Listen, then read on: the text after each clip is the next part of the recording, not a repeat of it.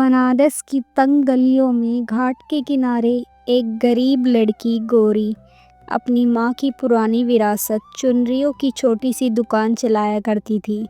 वह अपनी माँ के साथ ही रहती थी। उसकी उम्र मुश्किल से 28 साल थी, लेकिन समय से पहले ही उसकी आंखों में वो गहराई आ गई थी जो कई जिंदगियां जीने के बाद भी नहीं आती। हर साल नवरात्रि पर वह नई चुनरियां तैयार करती थी, अपने हाथ से रंगी हुई कढ़ाईदार, कुछ में सोने की बूंदें तो कुछ में लाल धागों का जादू। वो मानती थी कि एक दिन उसकी किस्मत भी बदलेगी, मगर कैसे, इसका कोई रास्ता उसे नजर नहीं आता। लेकिन गौरी कभी भी उम्मीद नहीं छोड़ती थी और माँ दुर्गा में पूरी श्रद्धा रखती थी। इस साल नवरात्रि आने से पहले ही उसकी माँ की तबीयत बिगड़ गई। दवा, डॉक्टर और मंदिर के चढ़ावे के बाद भी कोई फर्क नहीं पड़ा, इसलिए गौरी को ही सब काम अकेले संभालना पड़ रहा था। अगले दिन गौरी जब घाट पर पहुंची और चुनरी धो रही थी तो एक बूढ़ी महिला उसके पास आई और बोली, बेटी, एक लाल चुनरी है तुम्हारे पास?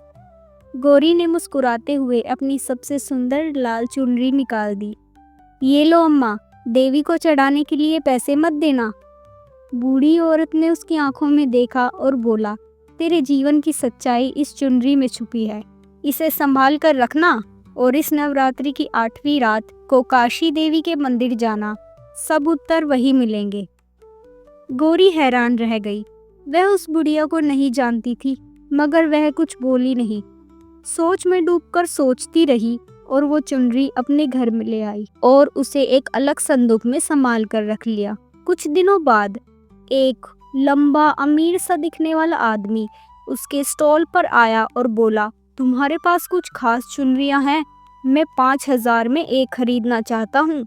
गौरी चौंक गई। ये उसके लिए बहुत ही बड़ी रकम थी। इतनी रकम उसने पहले कभी नहीं सुनी थी। उसने मना कर दिया और गौरी बोली, जो देवी के लिए होती है वो पैसों से नहीं बिकती।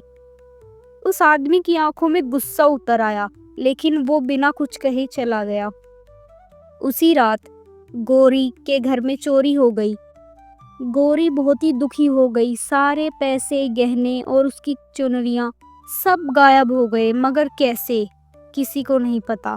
मगर वो लाल चुनरी अब भी संदूक में थी। गौरी को कुछ समझ नहीं आ रहा था कि वह क्या करे। तभी उसे उस बूढ़ी अम्मा की बात याद आई और उसे याद आया कि कल नवरात्रि की 8वीं रात है। तभी अगले दिन नवरात्रि की 8वीं रात को गौरी लाल चुनरी लेकर काशी देवी मंदिर पहुंची। भीड़, भजन, घंटियां, सब कुछ दिव्य सा लग रहा था। जब उसने चुनरी चढ़ाई तभी मंदिर के पुजारी ने उसे अपने पास बुलाया और बोले, ये चुनरी, ये तो राजघराने की निशानी है। गौरी कुछ समझ नहीं पाई।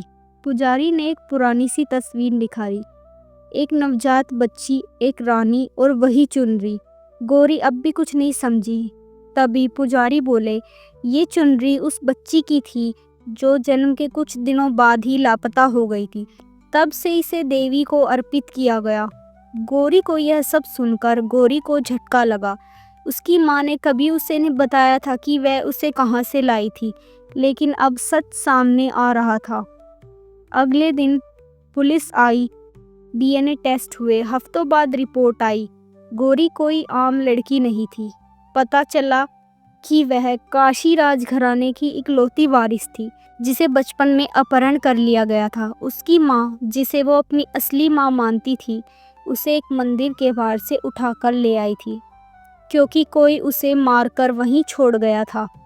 वो अमीर आदमी जिसने चुनरी खरीदना चाही थी, असल में वही था जिसने 28 साल पहले अपहरण कराया था, ताकि राजघराने का वंश खत्म हो जाए और वो संपत्ति सभी उसके हाथ लग सके। लेकिन अब सच्चाई सामने आ चुकी थी। गौरी अब चुनरी बेचने वाली नहीं रही, लेकिन उसने अपनी जड़ों को नहीं छोड़ा।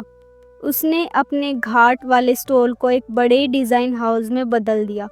लाल चुनरी, जो सिर्फ हाथ से बनी पारंपरिक चुनरियां बनाता था और गरीब औरतों को रोजगार देता था, उसने अपने साथ साथ उन गरीब औरतों का भी भला किया गौरी अब राजघराने के अवतार में बेहद ही सुंदर लग रही थी। उसने राजमहल का हिस्सा तो संभाला, मगर असली रानी वही बनी जो अपनी मेहनत से, श्रद्धा से और सत्य की खोज में डटी रही।